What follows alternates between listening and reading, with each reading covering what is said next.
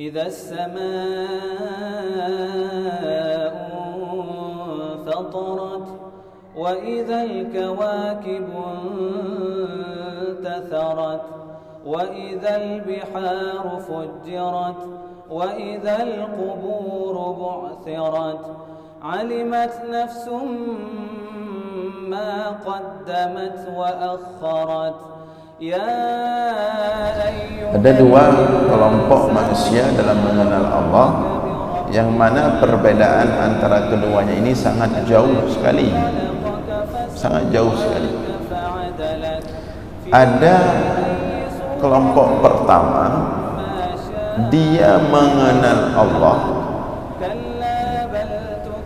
kemudian dengan dia mengenal Allah, nampaklah seluruh ciptaan Allah.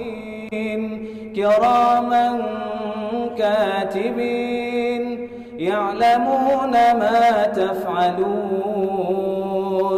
innal abrara lafi na'im wa innal fujjara lafi jahim yaslawnaha yawma الدين وما هم عنها بغائبين. السلام عليكم ورحمة الله وبركاته.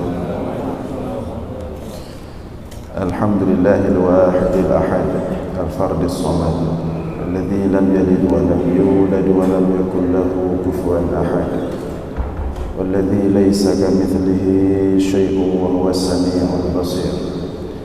اللهم صل وسلم وبارك على سيدنا ومولانا محمد الذي دعا الناس وأرشدهم إلى توحيد رب العباد. اللهم وعلى آله وصحبه أجمعين. أما بعد. Puji beserta syukur senantiasa selalu kita persembahkan kepada Allah Subhanahu wa taala, Tuhan yang besar pada zatnya, yang besar pada setiap sifat-sifatnya, yang besar pada setiap af'alnya. Tidak ada satupun makhluk yang serupa dengannya dalam bentuk apapun. Selawat beriringkan salam juga kita sampaikan kepada baginda Rasulullah sallallahu alaihi wasallam, kepada seluruh keluarga dan sahabat-sahabatnya sekalian. Hadirin jemaah sekalian beserta para pendengar dimanapun berada yang dimuliakan Allah, kembali kita dalam ulasan singkat tentang ilmu tauhid, masih dengan hikmah-hikmah Ibnu Athaillah As-Sakandari dalam kitabnya Al-Hikam. Pada subuh ini kita akan membaca hikmah yang ke-29. Qala al-musannifu wa syarihu rahimahumullah, syatanan baina man yastadillu bihi aw yustadallu alayhi. Al-mustadillu bihi arafa al-haqqa li ahlihi wa athbata al-amra min wujudi aslihi wal istidlalu alaihi min adamil wusuli ilaihi wa illa famata ghaba hatta yustadalla alaihi wa mata ba'da hatta takuna al-atharu hiya allati tuwassilu ilaihi. Syatanun baina man yastadillu bihi aw yustadallu alaihi. Jauh berbeda antara orang yang menjadikan Allah sebagai dalil wujudnya ciptaan atau alam atau makhluk, dengan orang yang menjadikan ciptaan Allah sebagai dalil wujudnya Allah. Al-mustadillu bihi arafal haqqa li ahlihi wa athbata al-amra min wujudi aslihi. Orang yang menjadikan Allah sebagai dalil bagi wujudnya alam atau ciptaan adalah orang yang benar-benar mengenal atau mengetahui al-haq, li ahlih, bagi pemiliknya al-haq, wa athbata al-amra min wujudi aslihi, dan dia menetapkan suatu urusan langsung dari wujud aslinya. Wal istidlalu alaihi, dan orang yang menjadikan Allah, yang menjadikan alam sebagai dalil bagi wujudnya Allah, itu adalah orang yang tidak sampai kepada Allah. Wa illa, karena famata ghaba hatta yustadallu alaihi, kapan Allah itu pernah jauh atau hilang, tidak nampak, sehingga perlu dalil untuk nampak Allah itu. Wa mata ba'da hatta takuna al-athani allati tuwassilu ilaihi, dan kapan Allah itu pernah jauh sehingga butuh tanda-tanda untuk membawa kita kepada Allah. Jadi di sini dalam hikmah ini Ibnu Athaillah As-Sakandari membuat dua pengelompokan manusia dalam mengenal Allah. Ada dua kelompok manusia dalam mengenal Allah, yang mana perbedaan antara keduanya ini sangat jauh sekali, sangat jauh sekali. Ada kelompok pertama, dia mengenal Allah, kemudian dengan dia mengenal Allah, nampaklah seluruh ciptaan Allah. Dengan dia mengenal Allah, nampaklah seluruh ciptaan atau kebesaran Allah. Jadi yang nampak baginya itu Allah dulu, baru ciptaannya.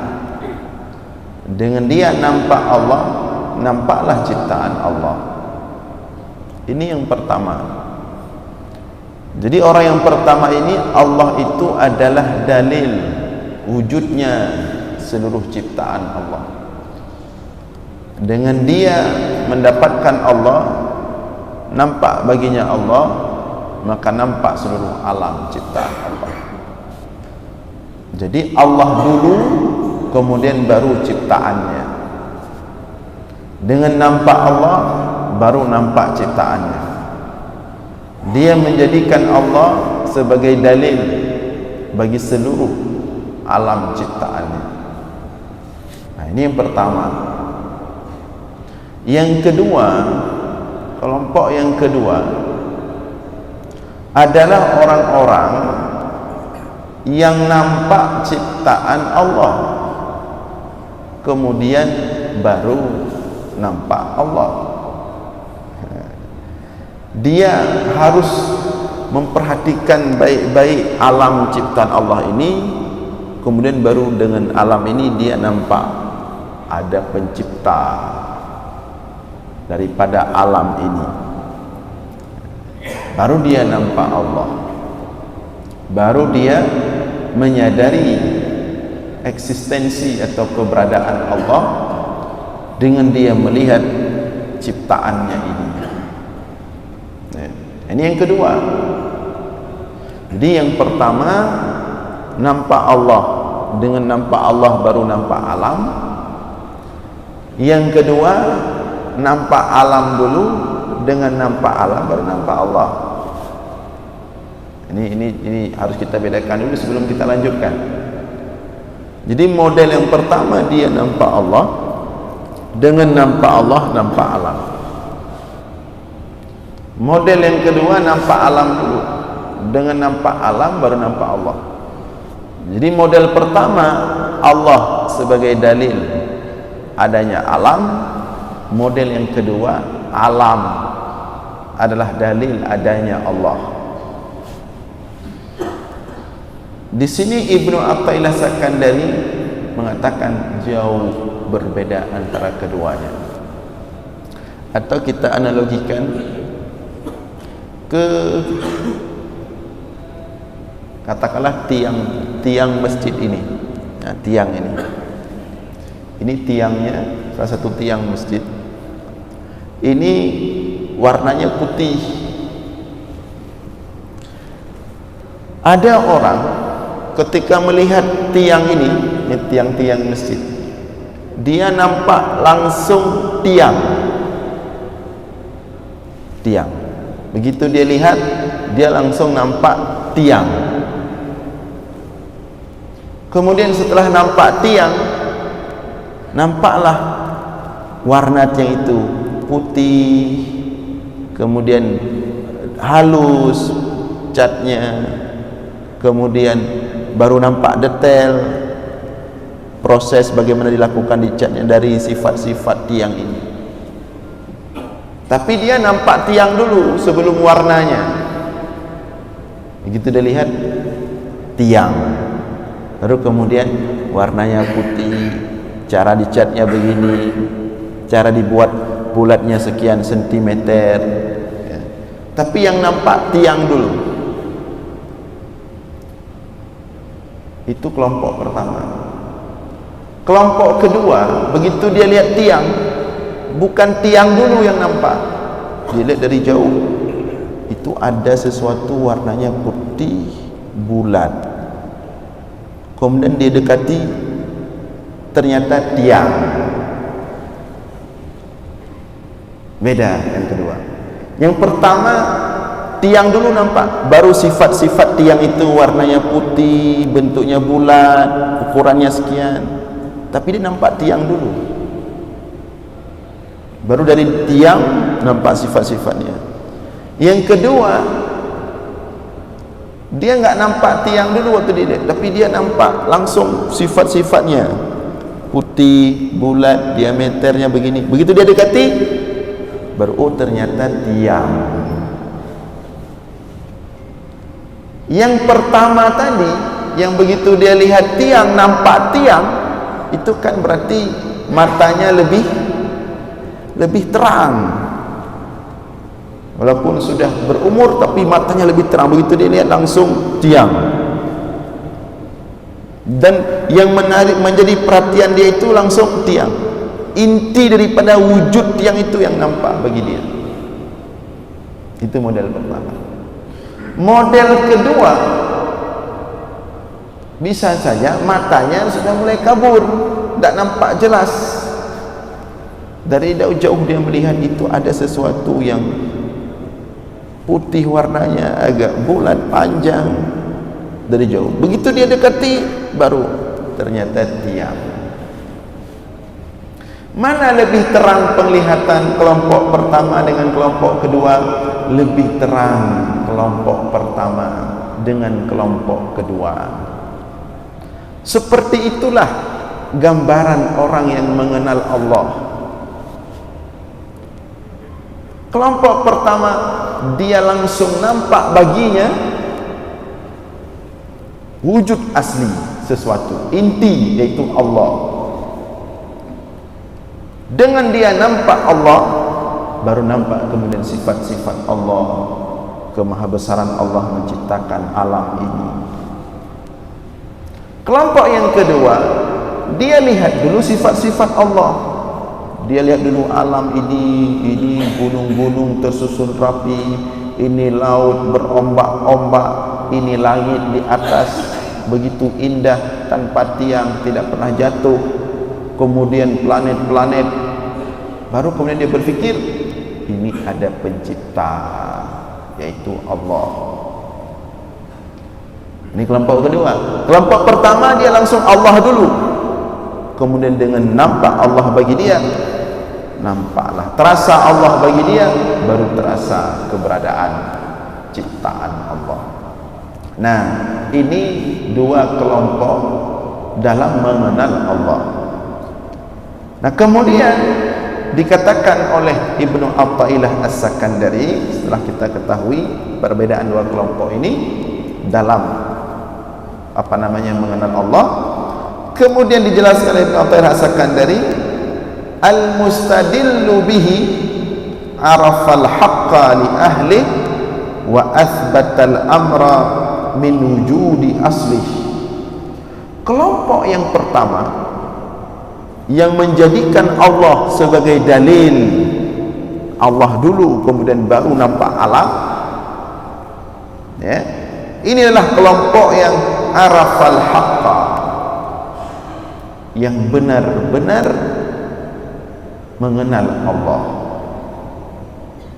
yang benar-benar mengenal Allah, yang telah sampai kepada sebenar-benar ma'rifah,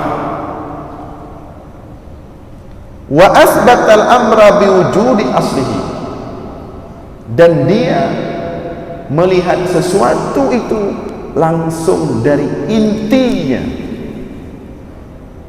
kemudian baru sifat-sifatnya. Dia melihat sesuatu itu langsung melihat Allah itu Allah dulu, inti, seperti tadi tiang dulu, baru sifat-sifat tiang, dia Allah dulu, baru kemudian ciptaan Allah, kebesaran Allah, sifat-sifat Allah. Wa asbatal amra min wujudi asli, dia melihat Allah, dia bermakrifah kepada Allah, langsung ke Allah dulu, ya. Ini yang pertama. Adapun yang kedua, wal istidlalu alaihi min adamil usuli ilaihi. Adapun orang yang menjadikan ciptaan Allah atau alam sebagai dalil wujudnya Allah, itu min adamil usuli ilaihi, atau man adamal usula ilaihi, orang yang tidak sampai kepada Allah, orang yang tidak sampai kepada Allah. Sederhananya, kenapa dia butuh dalil adanya Allah?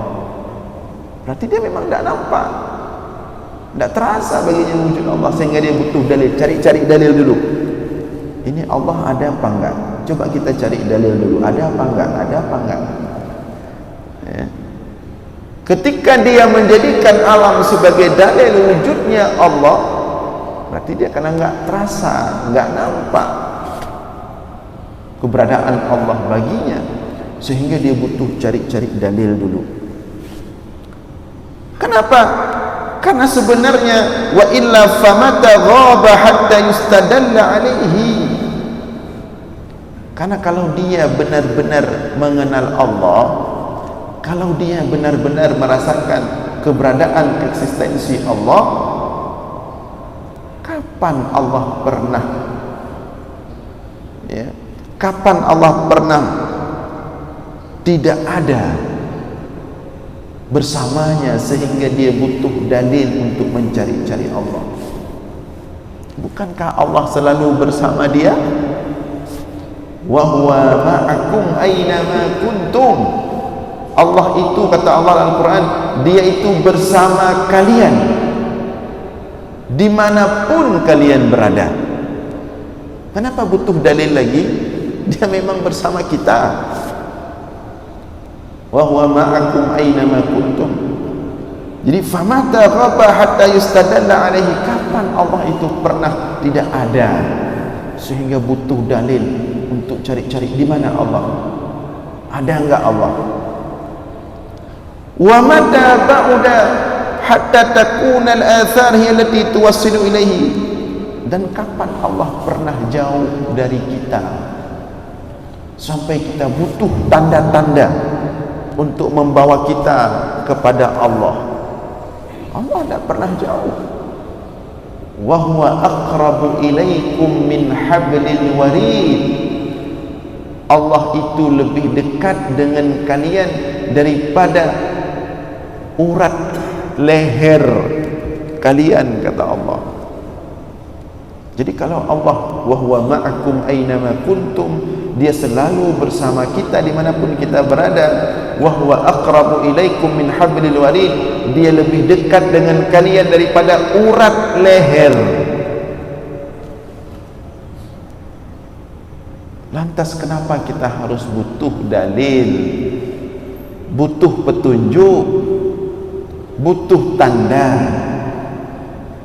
terhadap keberadaan Allah?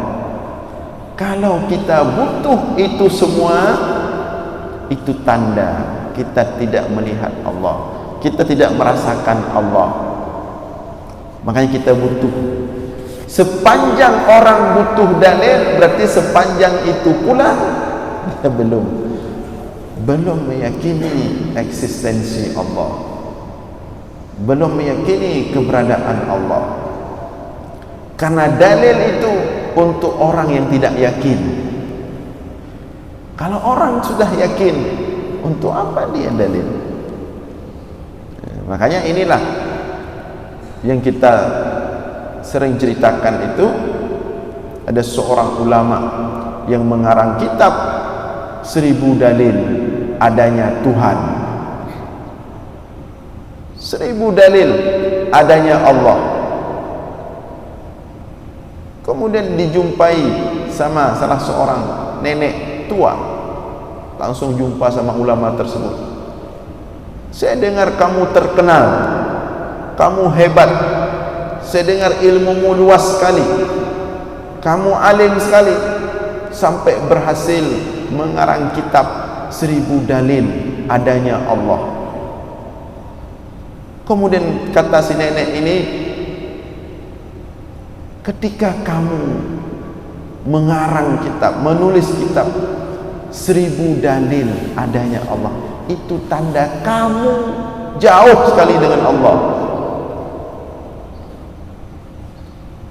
Seandainya kamu dekat dengan Allah, jangankan 1000 dalil, 1 dalil pun kamu dah butuh.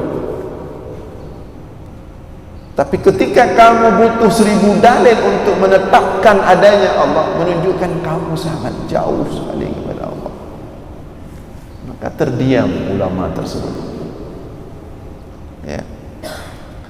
Maka di sini Ibnu Athaillah asalkan dari memisahkan, membedakan dua kelompok ini. Kelompok yang telah sampai kepada ma'rifat, yang sebenar-benar ma'rifah, adalah kelompok yang tidak butuh dalil lagi, tidak butuh alam untuk menetapkan adanya Allah. Tapi justru dia karena mengenal Allah, itu menjadi dalil adanya alam. Kalau kita kelompok yang kedua, yang awam ini, harus lihat alam dulu baru nampak Allah.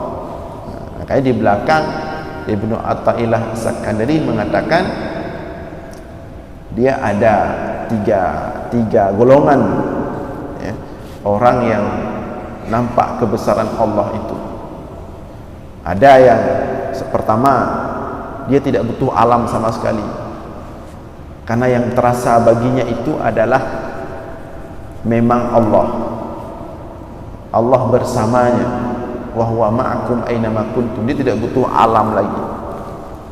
Yang nampak Allah, Allah, Allah, Allah, Allah. Selain Allah memang tidak nampak sama sekali. Seperti kata Ibnu Athaillah, seperti kata Rabi'ah Al-Adawiyah, idza wajadtul widda minka fa fawqa turabi turabun, apabila telah kudapatkan cintamu wahai Allah, maka semua yang ada di atas tanah ini, di atas bumi, semuanya tanah, tidak nampak lagi. Yang nampak hanya Allah. Kelompok kedua, dia menyaksikan alam, dia masih nampak alam pada dia, tapi setiap dia menyaksikan alam, yang nampak adalah Allah. Syuhud, ya, dia menyaksikan kebesaran Allah dari alam ini.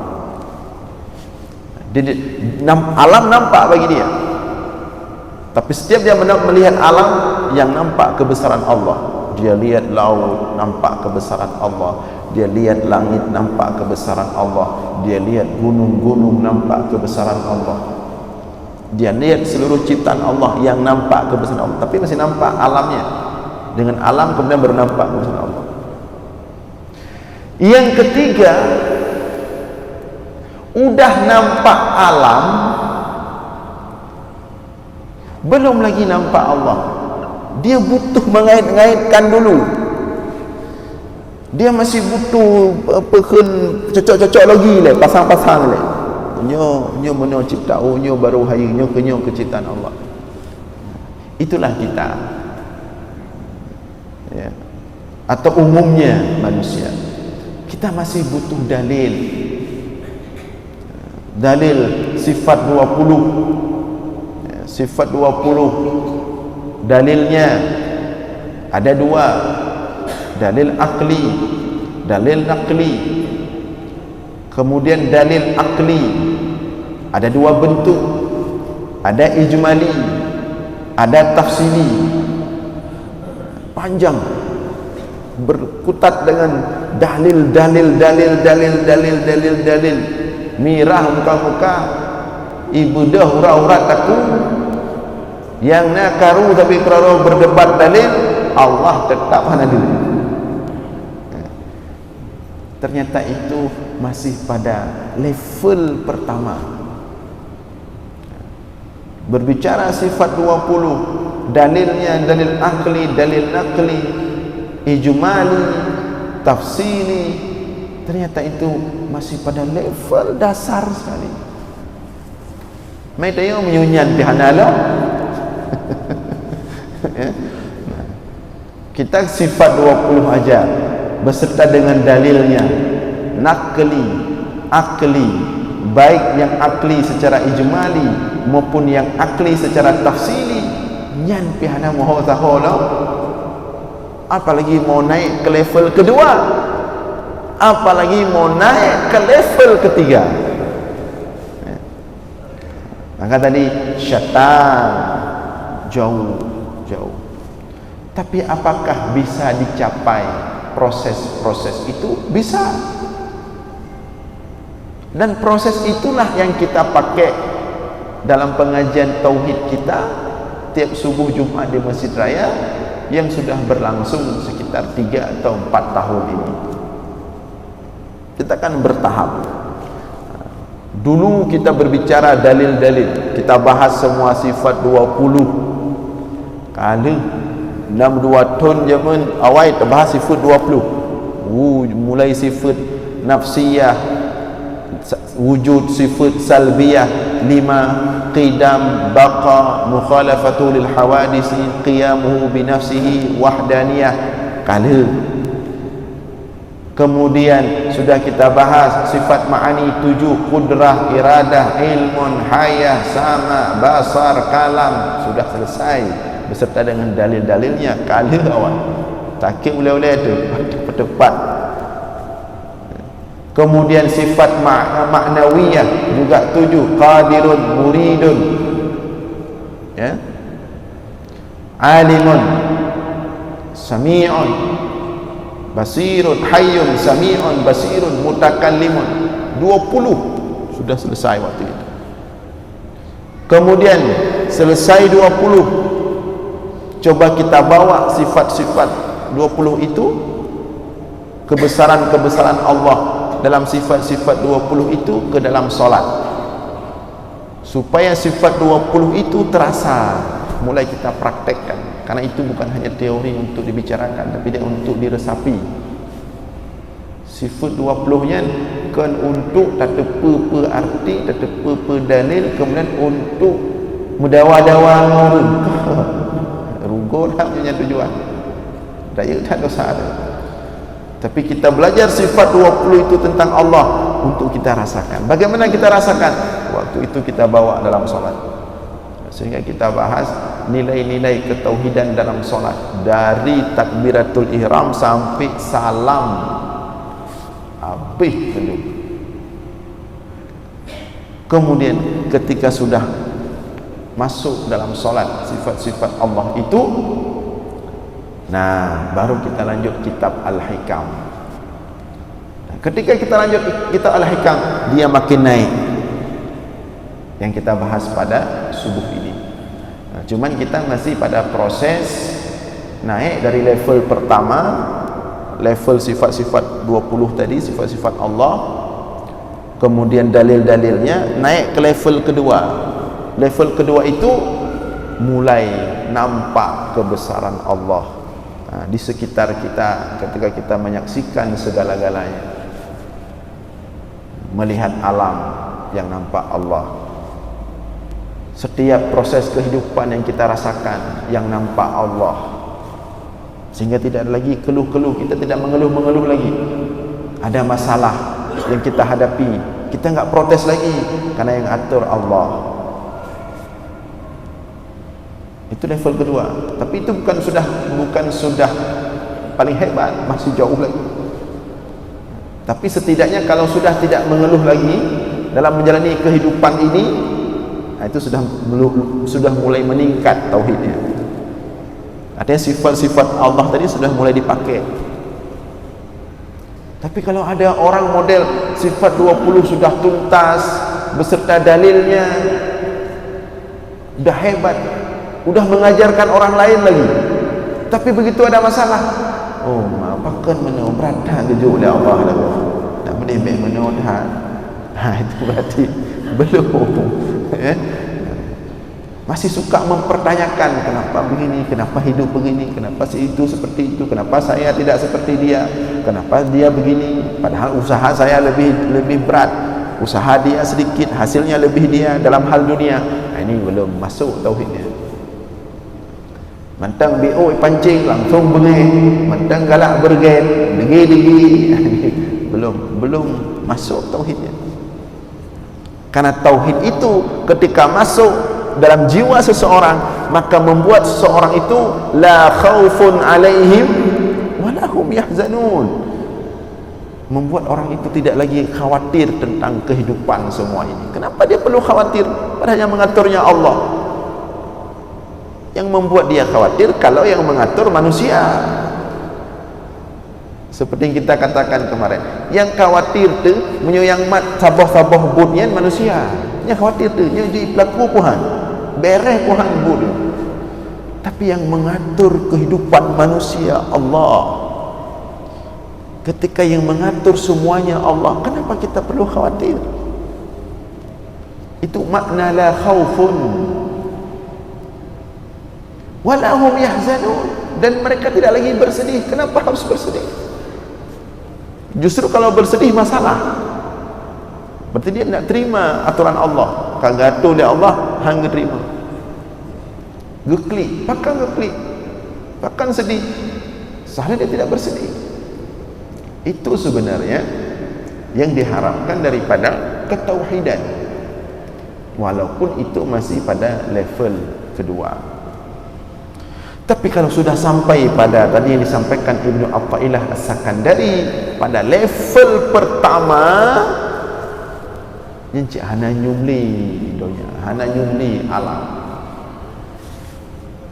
Menyuruh kan mantang terpenyu. Maksud ketika ada hal yang menyakiti kita di dunia ini, mantang terasa sakitnya. Walaupun tak apa Allah sih, walaupun jauh-jauh, tapi hal apa-apa nyuci memang nak hikmah dari Allah. Tapi macam sakit je, itu level kedua. Tapi sudah kita kembalikan kepada Allah. Adapun level pertama tadi tidak terasa lagi, hambar sudah, hana nyumli, nya hana nyum terpuli, cik hana ada tayong, nyo tayak ejek goknya, tayak hina goknya, dah ile terasa tanyo hana ada. Na'udzubillah, kadang kalian tanya udah level tu. Tapi itu sudah level tinggi sekali, dan itulah level pertama yang disampaikan oleh Ibnu Athaillah As-Sakandari dalam hikmahnya ini. Ya. Tapi mudah-mudahan kita berharap, ya, kita berharap kita sampai kepada level yang pertama. Tapi walaupun dalam proses hanya sampai pada level yang kedua, alhamdulillah. Tapi janganlah hanya berada di level level pertama. Sayang kita berkutat dengan bersibuk dengan dalil ini, dalil itu, walaupun itu harus kita lalui, karena menyohana melalui level pertamanya, tahu dulu sifat 20 beserta dalilnya, tidak sampai juga ke level kedua. Kalau tidak melalui level kedua, tidak sampai juga ke level pertama. Karena kita tidak setuju juga dengan sebagian orang hari ini yang mensufi-sufikan diri, kemudian menyatakan diri ahli ma'rifat, tapi mensifat 20 hari depan hanya maksudnya nak ikut pengajian subuh Jumaat 6 pada 3, kemudian dia pegah bak urang, kamu pengajian ke tingkat ma'rifat, hanali bicara-bicara sifat 20. Oh, berarti baru riko dan riko dari awal, baru subuhnya terus. Hingga kaputun ka kabeh sifat-sifat Allah kabeh bah ada depan kan. Dia tetap harus bertahap. Tak boleh langsung begitu semangat ikut satu pengajian tauhid tasawuf, apalah namanya atau apalah, kemudian langsung mengatakan diri ahli makrifat. Nah, itu lebih konyol lagi. Karena persoalan tauhid ini, walaupun ketika kita menjelaskan seperti ini mudah dipahami, mudah direnungi, tapi untuk proses yang harus kita jalani kepada pembahasan ini itu tidak mudah. Karena tauhid itu salah-salah kita uraikan, bukan justru sampai ke level kedua, ke level takut level lain, justru jatuh dalam perangkap syaitan atau iblis, karuh lam salih buta, seperti orang-orang yang tidak lagi ujung-ujungnya hana semayang. Apakah hana semayang? Kamu kamarifat abeda makam yang semayang syariatnya kan level urun level pun yang kan levelnya yang kalam syaitan, kalam iblisnya. Jadi dia tetap butuh bertahap, dia tetap butuh ilmu. Cuma ingin kita sampaikan di sini apa yang disampaikan oleh Ibnu Athaillah As-Sakandari dari ini, yang pertama menunjukkan masih banyak yang harus kita belajar, masih banyak jenjang yang harus kita tempuh untuk benar-benar mengenal Allah. Beruntunglah orang-orang yang selalu terus berusaha menempuh jenjang itu, walaupun dia tidak benar-benar sampai pada puncak, tapi dia meninggal dalam proses menuju puncak, meninggal kembali kepada Allah. Itu mulia ketimbang orang-orang tiga-tiga lain juga fikir je, oh masang iro handro je, jadi jina wajah hana pukaran le handro ya, kakek sip etno mantan. Ya, berarti orang seperti itu tidak sampai ke puncak dan dia tidak berusaha. Artinya tauhid dia itu tidak benar-benar bertauhid. Jadi hadirin sekalian yang dimuliakan oleh Allah, ini hikmah yang kita bacakan pada subuh ini hikmah yang sangat tajam sekali, hikmah yang sangat dalam sekali, hikmah yang sangat tinggi sekali, dan sebenarnya akan lebih indah dijelaskan oleh orang-orang yang telah sampai pada level yang pertama. Tapi tidak apa-apa, kita bagian daripada berusaha untuk sampai pada level pertama itu, terus kita belajar semampu mungkin. Mudah-mudahan Allah sampaikan kita pada benar-benar ma'rifat kepadanya. Mudah-mudahan ada manfaat. Mohon maaf atas segala kekurangan. Aqulu qawli hadza wastaghfirullah li wa lakum. Wassalamualaikum warahmatullahi wabarakatuh. Alhamdulillahi rabbil alamin, arrahmanir rahim, maliki yaumiddin,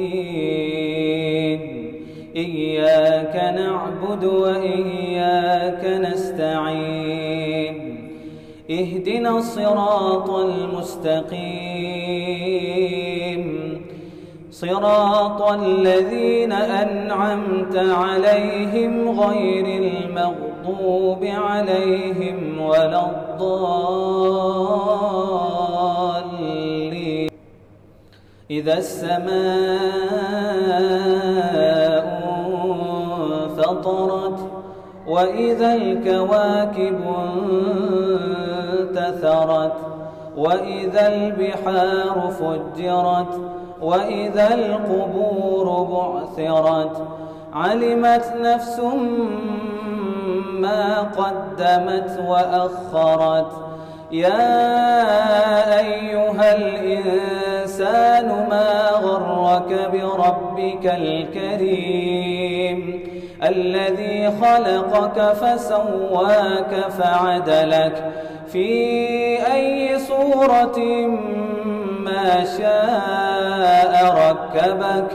كلا بل تكذبون بالدين وإن عليكم لحافظين كراما كاتبين يعلمون ما تفعلون.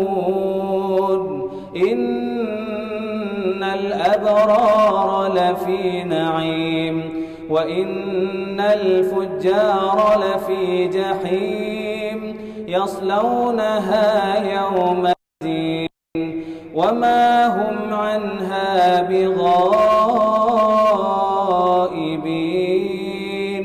وما أدراك ما يوم الدين ثم ما أدراك ما يوم الدين يوم لا تملك نفس لنفس شيئا والأمر يومئذ لله.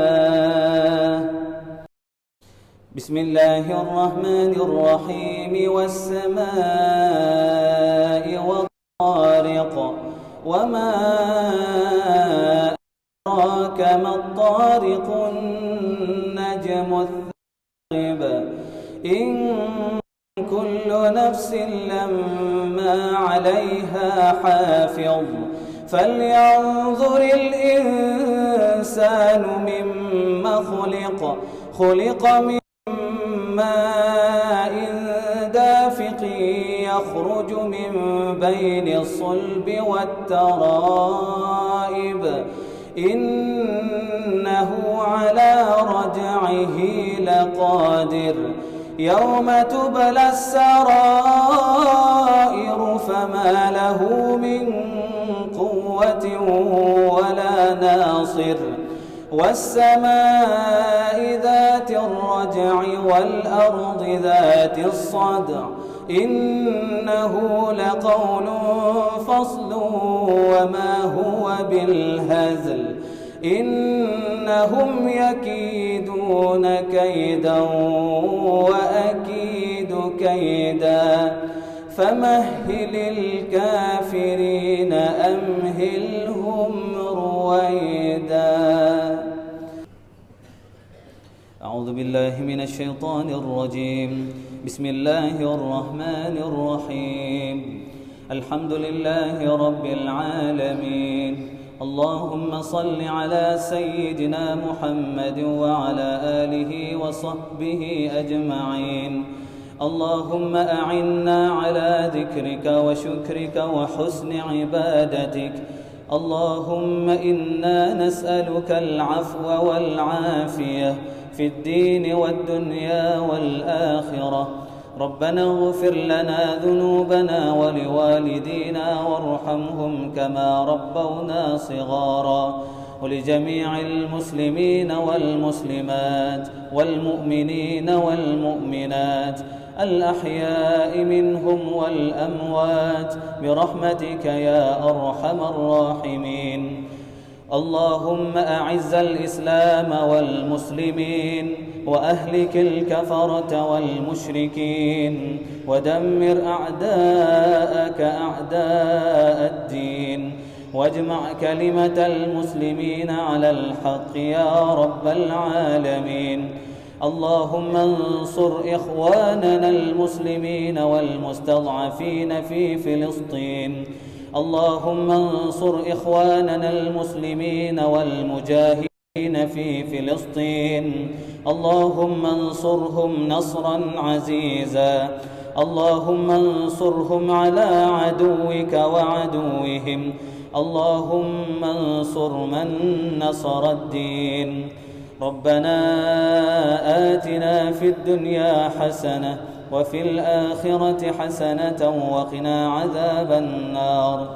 وصلى الله على سيدنا محمد وعلى آله وصحبه وبارك وسلم، والحمد لله رب العالمين. الفاتحة. ورحمة الله. أعوذ بالله من الشيطان الرجيم. بسم الله الرحمن الرحيم. الحمد لله رب العالمين، الرحمن الرحيم، مالك يوم الدين. إياك نعبد وإياك نستعين. اهدنا الصراط المستقيم، صراط الذين أنعمت عليهم غير المغضوب عليهم ولا الضالين. آمين يا رب العالمين. صلى الله على سيدنا محمد صلى الله عليه وسلم. صلى الله على سيدنا محمد صلى الله عليه وسلم. صلى الله على سيدنا محمد. يا ربي صل عليه وسلم. أعوذ بالله من الشيطان الرجيم. بسم الله الرحمن الرحيم. الحمد لله رب العالمين. اللهم صل على سيدنا محمد وعلى آله وصحبه أجمعين.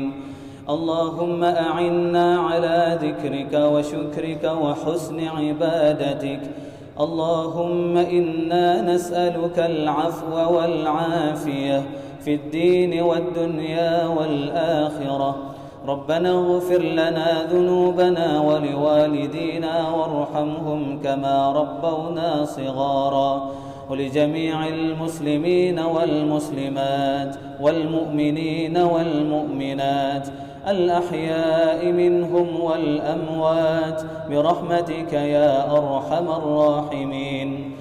اللهم أعز الإسلام والمسلمين وأهلك الكفرة والمشركين، ودمر أعداءك أعداء الدين، واجمع كلمة المسلمين على الحق يا رب العالمين. اللهم انصر إخواننا المسلمين والمستضعفين في فلسطين. اللهم انصر إخواننا المسلمين والمجاهدين في فلسطين. اللهم انصرهم نصرا عزيزا. اللهم انصرهم على عدوك وعدوهم. اللهم انصر من نصر الدين. ربنا آتنا في الدنيا حسنة وفي الآخرة حسنة وقنا عذاب النار. وصلى الله على سيدنا محمد وعلى آله وصحبه وبارك وسلم، والحمد لله رب العالمين. الفاتحة. ورحمة الله. أعوذ بالله من الشيطان الرجيم. بسم الله